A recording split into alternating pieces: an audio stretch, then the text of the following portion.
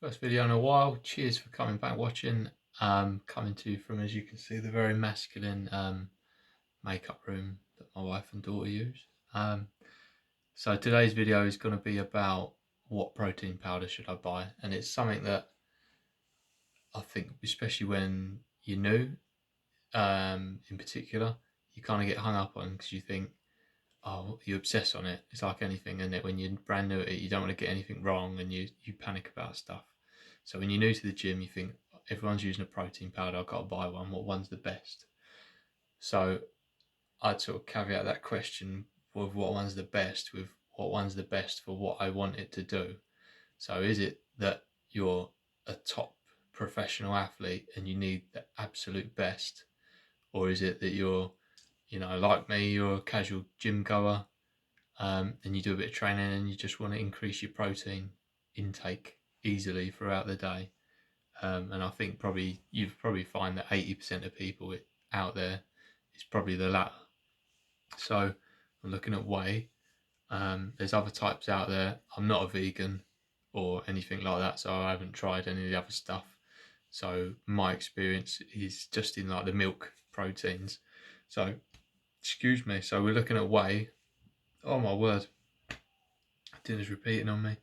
So we're looking at whey, and the first one that you'll probably find is the concentrate.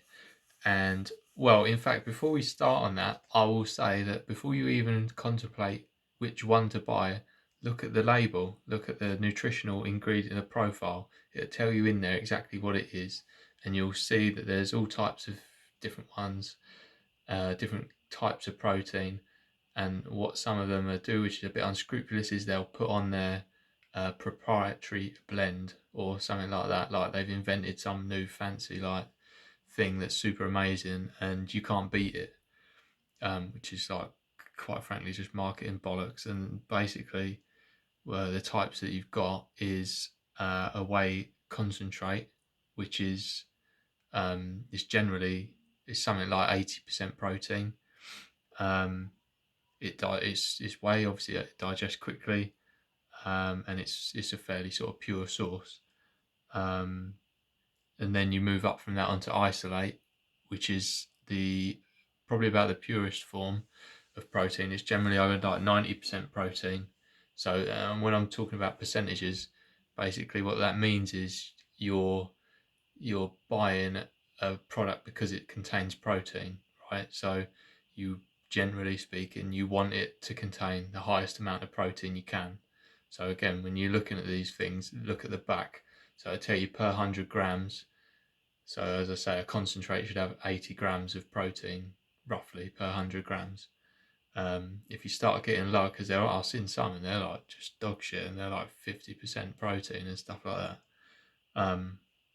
But yeah, so you got concentrate, and then you move up and you get isolate, which is more expensive. It's generally like 90% protein, and it's meant to have like a higher branch chain amino acid or BCAAs content in it.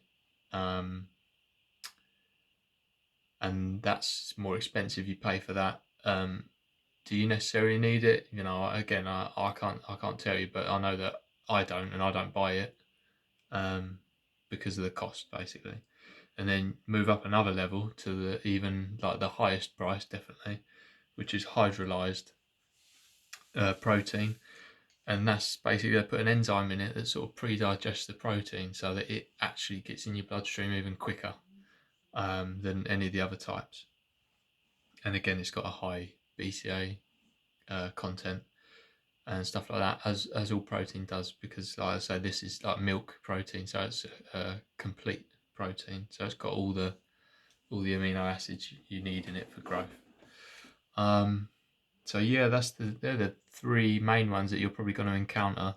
Other ones that you find in blends are stuff like egg protein, egg white protein, casein, which is another milk kind of protein, but that's like you look into these things and you'll find that in like a nighttime one, or like a purposely, if you buy a blend, they put it in there because it's cheaper. It's like I think if you're in the protein sort of powder market, if you're making it, you get about out of, from the milk, whatever, 80% of what they can use is casein and only 20% is whey, to the best of my knowledge. You have to fact check me on that. I could be telling you lies. So basically that means it's cheaper for them. So they use it as a filler.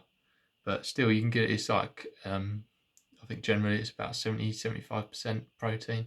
So it's still pretty good. It's slow digested, and it's just something that, like, I've bought it before, standalone product, like to have at night before you go to bed, because it sort of drip feeds into your muscles as you're not doing anything. It's like walking around like some sort of weirdo with a protein shake and a drip.